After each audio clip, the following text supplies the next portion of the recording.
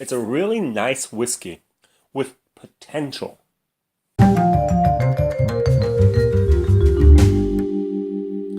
Hi, WhiskyJason here. Whiskey from the viewpoint of an American in Germany. And today I have Temple Bar, 10-year-old, 40%, and over here in Germany, 55 euros, $65 in the States. So my last video was about the Temple Bar Traditional Irish Blend. It was a blended whiskey. This is not a blend. This is single malt whiskey. 100% malted barley. Yay. Last time the whiskey was a blend of whiskey that was in a ex-bourbon barrels. Also, this was an ex-bourbon barrels. And also port barrels. So, triple distilled means Middleton, Bushmills, not Cooley. Who knows?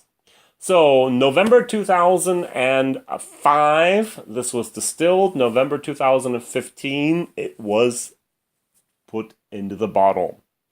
This is the second product that Temple Bar brought out. The first was the traditional Irish blend. This is the second one with the 10-year-old. Now, let's put it in the glass. I have two minor problems with Temple Bar. Now, Tom Cleary from the Temple Bar Whiskey Company Limited actually just has a pub, and his desire was to relive this old Irish tradition of having a house whiskey. Just like when you go to an Italian restaurant, you have a house wine. You also, in Ireland, used to have in every pub a house whiskey, which meant they bought barrels from a distillery, put it down in the basement, and then they actually just waited and they used that for the house whiskey. Now, he did exactly the same thing. He bought these barrels in 2005, waited the 10 years into 2015, and he let these barrels just mature in his basement. My understanding would be that's mistake number one. Why would you let whiskey mature in the basement in Dublin, Ireland, where the temperature remains exactly the same?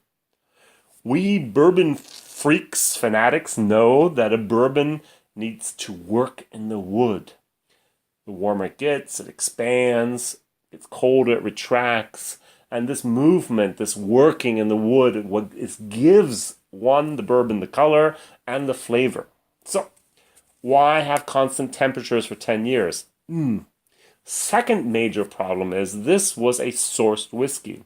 Now in Ireland, there were basically until about 5 years ago, so we now have 2017, that was 2012, let's even say 2010.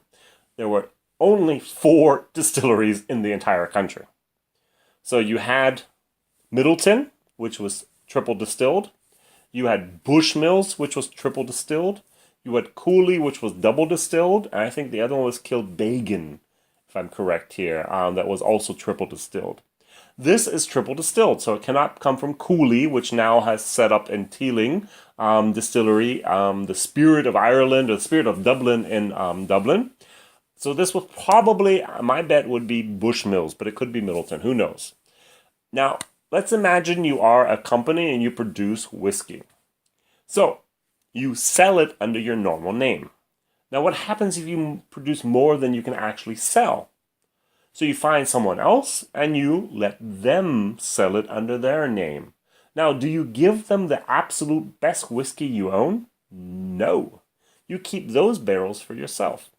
You give the second choice barrels, the almost good barrels, to your newfound distributors, and they sell it underneath their new brand name. So there's 2 things working against Temple Bar.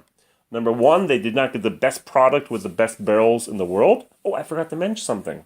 And number 2, they did not have the best conditions to mature a whiskey with temperature changes. Now, going back to the barrels. In America, bourbon has to be in a new barrel. We all know that as bourbon freaks. Now, we know that we have the first filled bourbon barrels that go to Ireland and they go also to Scotland in particular. So they're used in America. Let's say they're used for Jim Beam or Jack Daniels or whatever else for maybe 4 or 6 years. Then they put the barrels on a container. They disassemble them, put them in the container, reassemble them in Ireland or in Scotland, in this case Ireland, and then they use them again. And often again. And this from the Temple Bar does not say in first fill bourbon barrels. All it says is ex-bourbon barrels.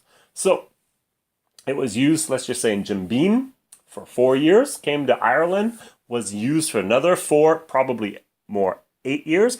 And then this came in here because, once again, if I'm selling my product to my supplier, I'm going to keep the best first fill barrels for myself, and they get the reused barrels as well. So actually, there's basically 3 strikes almost against Temple Bar, but let's just combine the 2. You're not getting the best product because the best product is usually considered is because of the barrels. Well, that was a long discussion, a long introduction. Now let's nose this whiskey. The nose is actually quite good. It's a very typical single malt from Ireland. It's very, very grainy, if I may say so. There's a lot of barley in there. And there's a little bit of the sweetness that I like. I like especially from the bourbon barrels. Bourbon is a sweeter type because of the corn of spirit. And this is actually still in the wood. And this tends to lend itself to a good Irish whiskey. Now, as I said, it might actually be the second or even the third time these barrels have been used. And so the question is, how much wood influence is really here to be observed and to be tasted and to be recognized with my nose? That really smells like Bushmills for me. But I don't know. So let's taste it.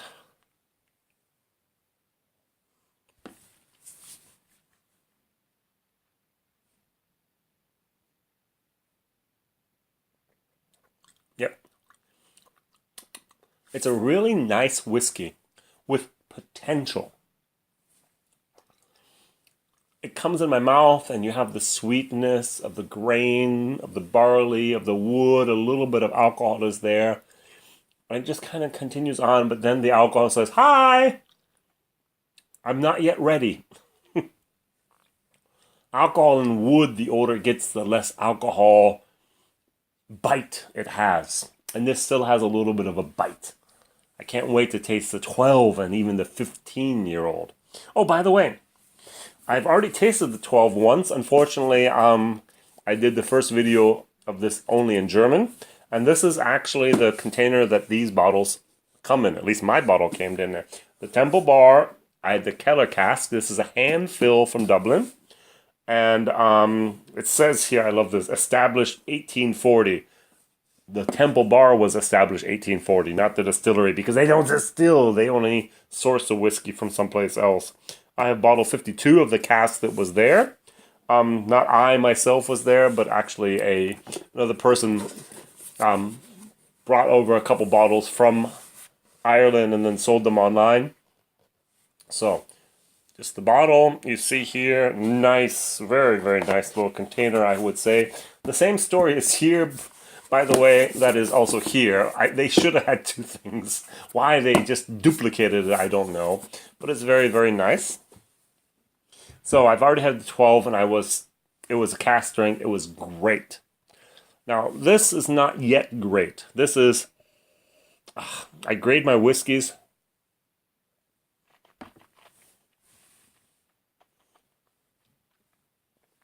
This is a borderline B. It's a C that's almost a B. It's a C++, a B minus minus. Now, if anyone would have asked me, no one did. I'm only called WhiskyJason because I like whiskey, not because I'm a professional in the business. I would have said that the traditional Irish blend should have been at a price of about, I'm going to actually say 29 euros. This should have been at 39 euros, not 55 euros. And then I would have went up steps 10 euros each. What Temple Bar did is they actually went up 20 each. So they started here at basically about 35 with the traditional, and then they went up to 55, and then 75, and then 99. I don't think it's worth it. I'm going to give it a D+. Not for that price. It's not worth 55 euros for this. It's a light, it's a delicate, it's a summer whiskey, it's a spring whiskey. It's okay, but it's nothing really to write home about.